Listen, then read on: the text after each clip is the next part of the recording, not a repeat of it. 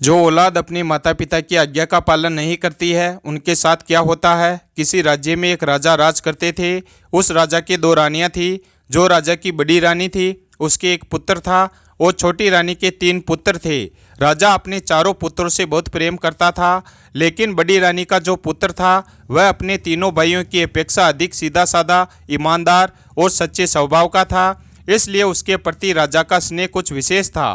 तीनों भाई इसी कारण उससे ईर्ष्या करते थे। एक दिन की बात है, रात का समय था। राजा अपने शयन कक्ष में सो रहा था। तभी उसने एक अद्भुत सपना देखा। सपने में उसने एक पेड़ को विचित्र ढंग से उगते, बढ़ते और बड़े पेड़ का आकार लेते हुए देखा। पेड़ की जड़ें और उसका तना चांदी के थे, सारी शाखाएं सोने की थी, सारे पत्ते हीरों से जड़े थे और फलों की जगह मोतियों के गुच्छे लटक रहे थे। उस पेड़ पर एक सुंदर तोता बैठा हुआ था। वह तोता जब प्रसन्न होता तो वह पेड़ भी खिला खिला रहता था, और जब वह तोता उदास होता तो वह पेड़ भी मुरझा जाता था। राजा को उस पेड़ ने कुछ इस तरह से आकृष्ट कर लिया था कि अगले दिन प्रातःकाल उसने अपने चारों पुत्रों को बुलाया और उस अद्भुत लुभावने पेड़ के विषय में बताते हुए कहा कि हे पुत्रों, तुम में से जो भी ऐसा वृक्ष ला सकेगा उसे ही मैं इस राज्य का उत्तराधिकारी बनाऊंगा। इस काम के लिए राजा ने अपने चारों राजकुमारों को 2 वर्ष का समय दिया। फिर छोटी रानी के तीनों राजकुमारों ने राजा से बहुत सारा धन लिया और उस पेड़ की खोज में निकल पड़े। पिता से कुछ पैसे लेकर बड़ा राजकुमार भी उन तीनों भाइयों के पीछे पीछे आ रहा था। तीनों राजकुमारों ने मौका देकर उस बड़े राजकुमार को कुएं में धकेल दिया। अपने बड़े भाई को कुएं में धकेलकर वे तीनों राजकुमार आगे के लिए चल पड़े। चलते चलते उन्हें एक ऐसा नगर मिला जहां सोने चांदी का काम करने वाले बहुत सारे सुनार रहते थे। वह तीनों वहीं ठहर गए और उन सुनारों से सोने चांदी का पेड़ बनवाने में लग गए।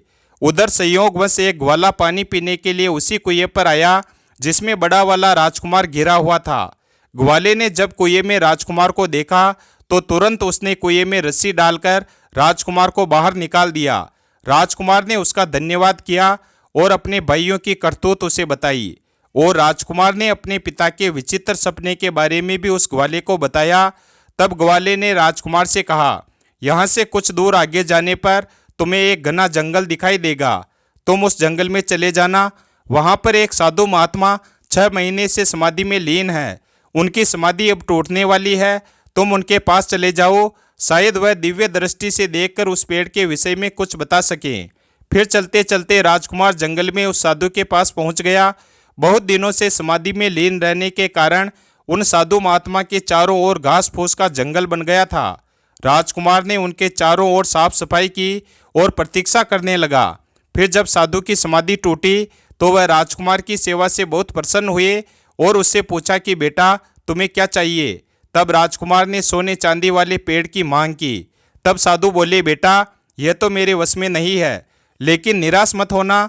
तुम एक काम करो, यहाँ से थोड़ा आगे जाने पर तुम्हें एक और महात्मा मिलेंगे।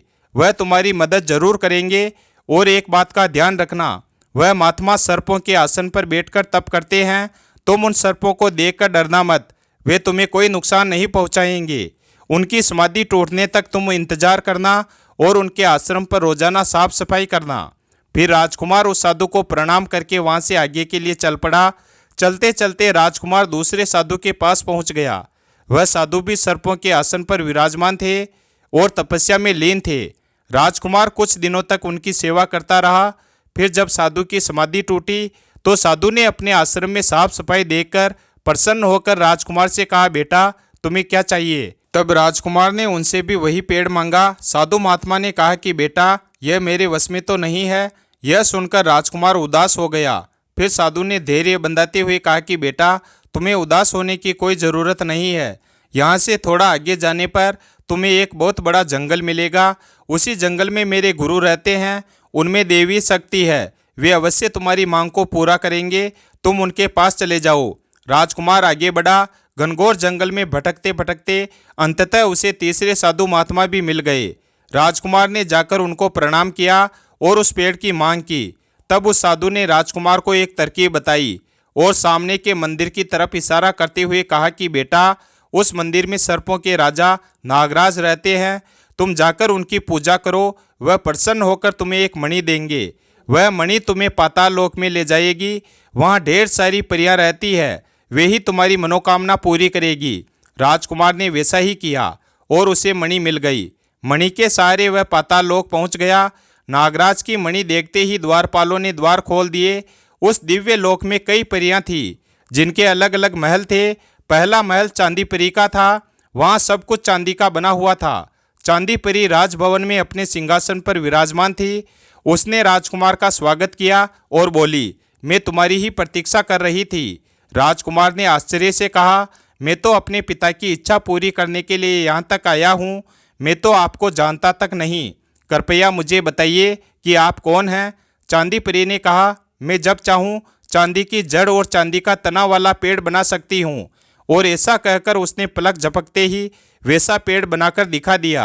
राजकुमार ने चांदी परी से कहा, आप मेरी प्रतीक्षा करना, मैं बाकी परियों के महल भी देखना चाहता हूँ। फिर कुछ आगे बढ़ने पर राजकुमार ने एक सोने का महल देखा। वह सोना परी का महल था। द्वारपाल ने राजकुमार को सोना परी के पास पहुंचा दिया।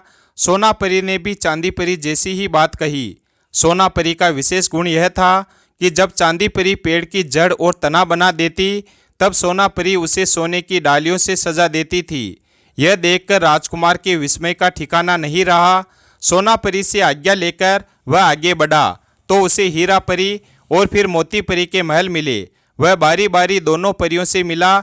जब चांदी परी और सोना परी पेड़ की जड़, तना और डालियां बना लेती, तब हीरा परी हीरे के पत्तों से डालियों को सजा देती थी और फिर मोती परी मोतियों के फलों से डालियां भर देती थी। अंत में राजकुमार तोता परी के महल में पहुंचा। तोता परी की विशेषता यह थी कि जब चांदी, सोने, हीरे और मोती से बना पेड़ तैयार हो जाता, तब वह एक सुंदर तोता बनाकर पेड़ पर बिठा देती थी। जब तोता प्रसन्न रहता, तब पेड़ सुंदर खिला खिला रहता था, और जब तोता उदास होता तो वह पेड़ भी मुरझाने लगता था। राजकुमार को अपनी मनोकामना पूरी होती लगी।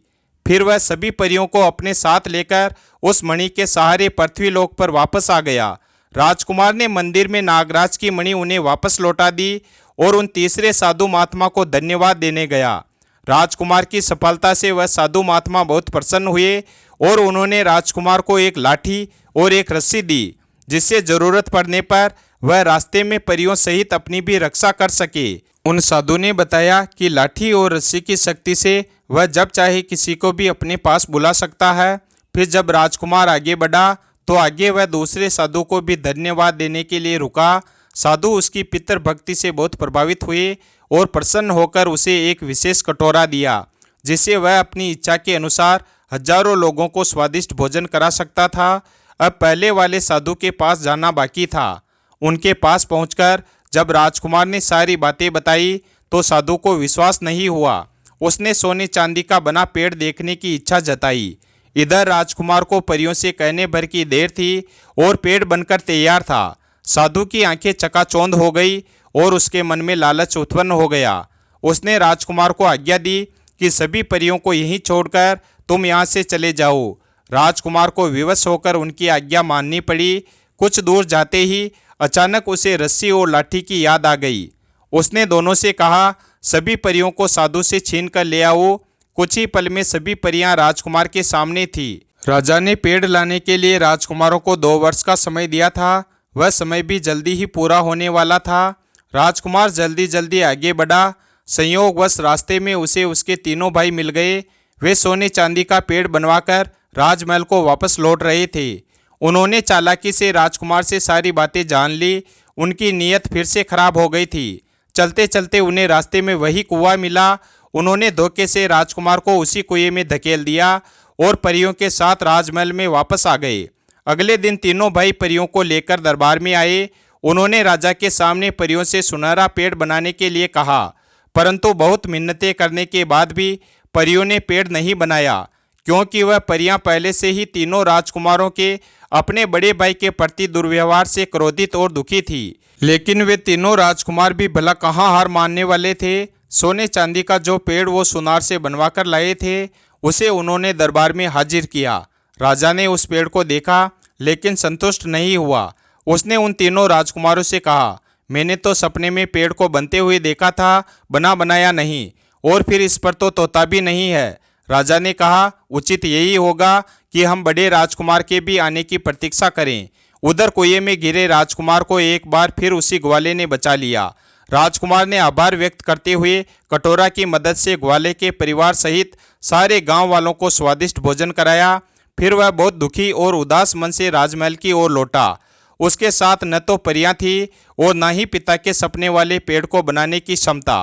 राजमहल में प्रवेश करते ही उसे दरबार में हुई सारी घटना का पता चला। वह उसी समय पिता के पास गया और उन्हें अपने भाइयों की सारी करतूत बताई। उसने अपने पिता से वादा किया कि अगले दिन वह दरबार में सपने वाले पेड़ को बनते हुए दिखाएगा। लाठी और रस्सी की मदद से उसने परियों को अपने पास बुला लिया और अगले दिन वह उनके साथ दरबार में आया। परियों ने राजा के सामने सुनहरा सोने चांदी और हीरे मोती जड़ा पेड़ बनाया। अंत में पेड़ पर सुंदर तोता भी आया। यह देखकर राजा प्रसन्नता से गदगद हो उठे। उन्होंने राजकुमार को अपना उत्तराधिकारी घोषित कर दिया।